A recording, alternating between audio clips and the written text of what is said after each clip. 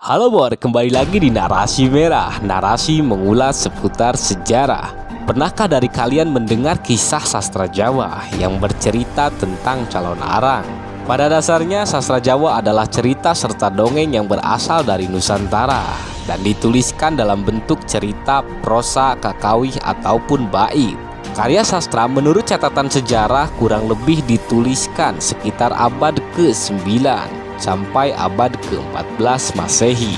Beberapa karya sastra Jawa yang ditulis pada periode abad ke-9 hingga abad ke-14 ini cukup banyak tertuang dalam naskah seperti Nagara Kartagama, Kitab Pararaton, dan Kidung Sundayana. Dari sekian banyaknya karya sastra Jawa, cerita calon arang tak kalah penting dan cukup menarik perhatian karena dalam naskahnya menceritakan seorang perempuan jahat bernama Calon Arang yang berasal dari kota Daha di kerajaan Airlangga pada tahun 1019 sampai tahun 1042 Masehi. Cerita calon arang ini ditulis pada tahun 1462 Saka serta ditulis dalam dua bagian naskah. Naskah pertama berasal dari Jawa dan naskah kedua berasal dari Pulau Bali. Pada karya pertunjukan yang berasal dari Pulau Bali, calon arang dijadikan salah satu tokoh tarian yang menyeramkan dan digambarkan sebagai leak yang suka memakan manusia. Sedangkan dalam karya sastra calon arang yang berasal dari Jawa digambarkan sebagai perempuan tua yang sangat jahat, bengis, ahli sihir, dan selalu menyakiti orang lain.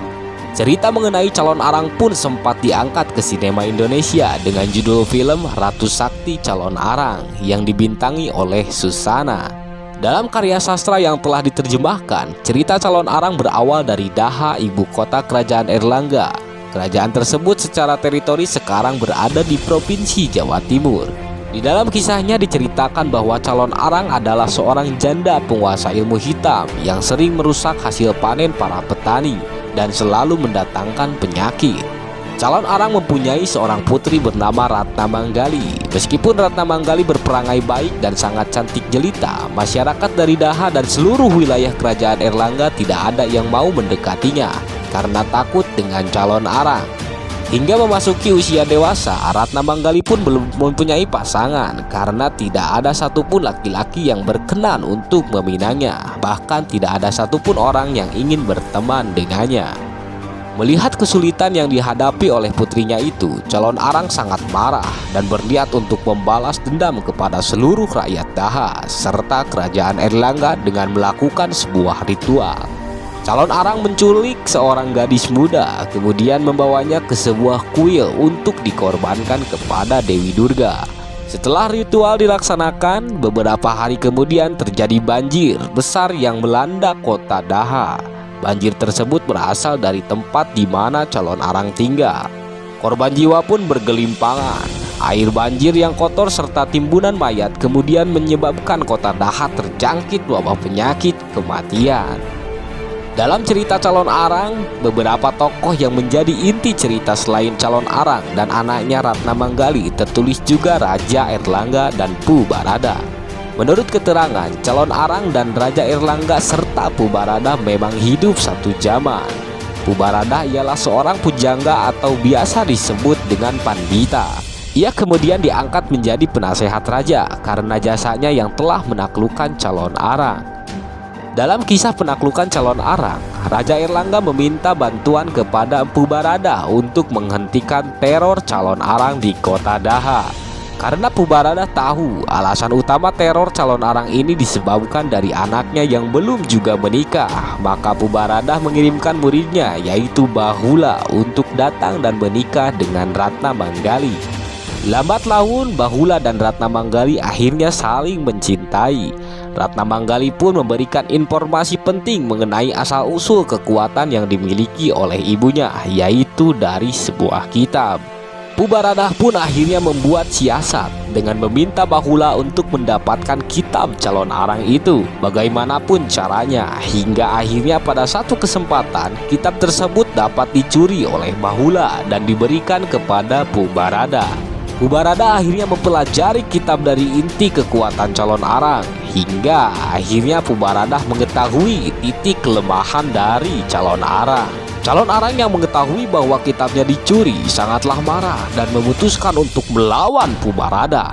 Namun, tanpa bantuan dari kitabnya membuat calon arang kehilangan ilmu kesaktiannya hingga berakhir kalah dan berhasil ditaklukkan. Semenjak itu, kota Daha dan kerajaan Erlangga pun akhirnya tentram serta damai dan Pubarada diangkat menjadi penasehat Raja Erlangga. Peran Pubarada dalam naskah Jawa tersebut tidak hanya berperan sebagai antitesa dari cerita calon arang, melainkan juga sebagai orang yang arif dan bijaksana. Hal ini diperlihatkan dengan adilnya Pubarada membagi dua kekuasaan kerajaan Erlangga untuk keturunan Raja Erlangga menjadi Janggala dan Panjalu. Cerita dan kisah calon arang ini akhirnya melahirkan banyak persepsi serta interpretasi sampai saat ini. Seperti contoh cerita calon arang yang ditulis oleh sastrawan Pramudia Anantatur dalam karyanya yang berjudul Cerita Calon Arang, yang mana digambarkan sebagai nenek sihir yang memiliki raut wajah menyeramkan serta memiliki sifat bengis, suka menganiaya manusia, membunuh, dan merampas. Tidak hanya itu, ketika melakukan ritual pembunuhan gadis-gadis muda, calon arang melakukannya dengan membabi buta dan mengambil darah korbannya untuk keramas. Kesenangannya akan membunuh dan berperilaku seperti itu membuat rambut calon arang serta pengikutnya menjadi gimbal. Pramudia juga menuliskan bahwa ketika calon arang bersama pengikutnya tidak ada bedanya dengan sekawanan binatang buas sehingga orang-orang takut melihatnya. Bila ada yang ketahuan melihat kegiatan ritual dari calon arang, akan diseret dan dibunuh. Karya sastra Pramudia yang menuliskan cerita calon arang ini kemudian menuai banyak kritik, termasuk kritik dalam sastra.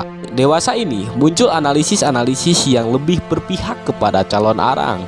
Bahkan menurut beberapa pandangan, calon arang ini adalah korban masyarakat patriarki pada zamannya, karena ia berbeda keyakinan dengan kerajaan Erlangga, di mana teologi Hindu calon arang ini menyembah Dewi Durga, sedangkan teologi Hindu kerajaan Erlangga berbeda dengan teologi Hindu calon arang. Selain itu, kemungkinan Raja Erlangga menyerang calon arang karena calon arang ini merupakan perempuan yang menjadi pemimpin di wilayahnya. Hal tersebut tentu membuat Raja Erlangga tidak terima, karena zaman itu perempuan tidak diperbolehkan menjadi pemimpin. Akhirnya Raja Erlangga pun menyerang wilayah calon arang. Cerita calon arang adalah gambaran sekaligus kritik terhadap diskriminasi kaum perempuan. Hal ini diperkuat oleh pendapat yang dituliskan oleh sejarawan Sukmono ketika kerajaan Erlangga menaklukkan wilayah-wilayah lain guna memperluas daerah kekuasaannya. Ia berhasil mengalahkan seorang raja perempuan yang dikatakan seperti raksasa pada tahun 1032. Dari sanalah dongeng dan kisah calon arang hadir dan mulai dituliskan. Seorang pemimpin perempuan yang kalah dan menjadi antagonis sejarah. Nah, itu dia Bor, calon arang yang berasal dari perspektif lain. Bagaimana perspektif kalian? Silahkan tulis di kolom komentar. Salam sejarah Bor, jangan sekali-kali melupakan sejarah.